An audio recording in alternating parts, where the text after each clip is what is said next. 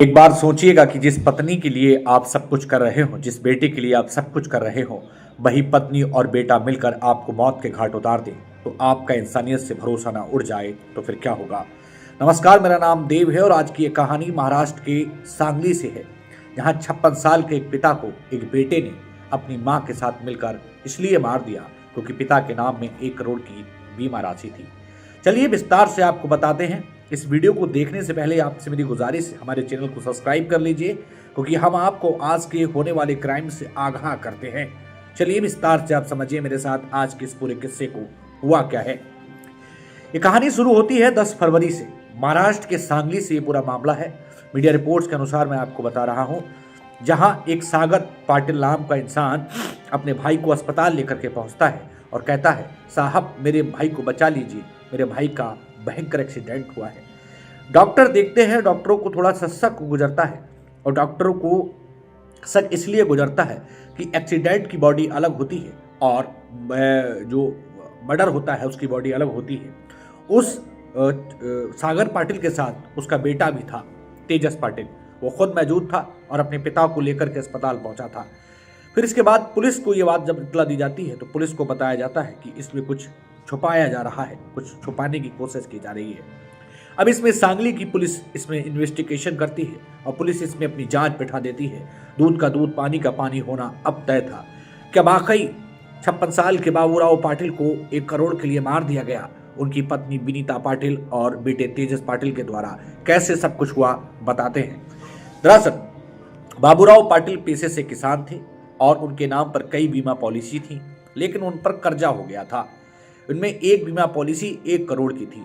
पत्नी और बेटे के सामने अक्सर घर पर कर्जदार आते थे और कर्जदार जब आते थे तो पत्नी अपने पति से कहती थी, बाबूराव पाटिल से, कि आप मर जाइए, आप मौत कर लीजिए, अपनी कहीं जाकर के अपनी जान दे दीजिए, जिससे हमारे लिए इस बीमा का पैसा मिल जाएगा और हम 50 लाख रुपए का कर्जा दे देंगे, लेकिन तुम्हारा मरना इसके लिए बेहद ज़रूरी है। बाबूराव पाटिल सोचता था कि आखिरकार कैसे मैंने पत्नी पाई है और कैसी औलाद पाई है जो खुद मेरी मौत की दुआ मना रही है। लेकिन कहते हैं कि एक दिन एक तस्वीर आती है और उन्होंने बाबूराव पाटिल को मौत के घाट उतार दिया।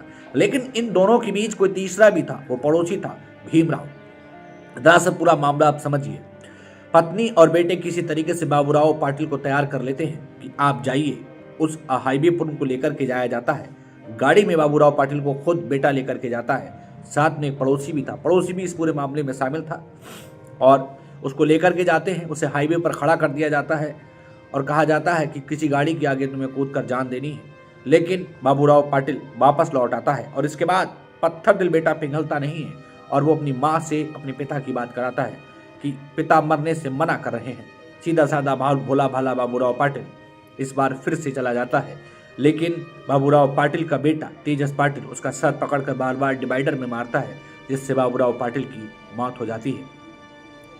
बाबूराव पाटिल की मौत के बाद जो होता है वो और चौंका देने वाला था। उसका पड़ोसी और बोधू दोनों चले आते हैं, लेकिन वहां एक सीसीटीवी कैमरा था जिसमें ये सब कुछ कैद हो गया। ये सब कुछ कैद हो जाने के बाद दुष्ट घर आ जाते हैं और उसके थोड़ी देर के बाद अपने चाचा यानी सागर पाटिल को वो सूचना देता है कि पापा का एक्सीडेंट हो गया है, पापा को किसी ने कुचल दिया है। इसके बाद सागर पाटिल और उसका बेटा खुद, जो कातिल था तेजस पाटिल, वो खुद अपने पिता को अस्पताल लेकर के जाते हैं, जहां तेजस पाटिल के सामने और सागर पाटिल के सामने बाबूराव पाटिल को मृत घोषित कर दिया जाता है। अब पुलिस के सामने चुनौती थी, इस पूरे केस को खोला कैसे जाए। पुलिस एक एक करके पूछताछ करती है, सीसीटीवी कैमरे निकलवाती है और कभी तेजस पाटिल से बात करती है तो कभी विनीता पाटिल से बात करती है। लेकिन जब इन फोन की कॉल डिटेल्स निकलती हैं, लोकेशन की ट्रेसेस होती हैं, तब पता लगता है कि ये उस वक्त एक्टिव थे जब एक्सीडेंट की घटना हुई। इसके बाद तेजस पाटिल से पुलिस अलग बात करती है, विनीता पाटिल से अलग बात करती है और भीमराव से अलग बात करती है। तीनों से जब अलग अलग बात पुलिस करती है और उनमें से एक को बताया जाता है कि वो तो कह रहा है हमने जुर्म कबूल कर लिया है, हमने मारा है। फिर इसके बाद ये तीनों टूट जाते हैं और फिर दूध का दूध, पानी का पानी हो जाता है और मौत की ये गुत्थी सुलझ जाती है। सिर्फ 1 करोड़ के लिए ही अपने पिता को खुद बेटे ने और एक पत्नी ने अपने पति को मरवा दिया, साथ में कोई तीसरा भी शामिल था। मौत की इस घटना से पूरी इंसानियत शर्मसार हो गई कि जिनके लिए हम अपना पूरा जीवन कुर्बान कर देते हैं, कैसे वो दौलत के लिए ही, सिर्फ दौलत के लिए हमारे रिश्तों का गला घोट देते हैं। बाबूराव पाटिल की हत्या पर आप क्या कहेंगे, अपनी राय जरूर दीजिए। लेकिन सोचिए एक बार, सिर्फ 1 करोड़ रुपए के लिए अपने ही सुहाग को उजड़वाने वाली पत्नी को क्या सजा मिलनी चाहिए, उस बेटे को क्या सजा मिलनी चाहिए, अपनी राय जरूर दीजिए। सांगली की पुलिस बधाई की पात्र है, उन्होंने दूध का दूध और पानी का पानी किया।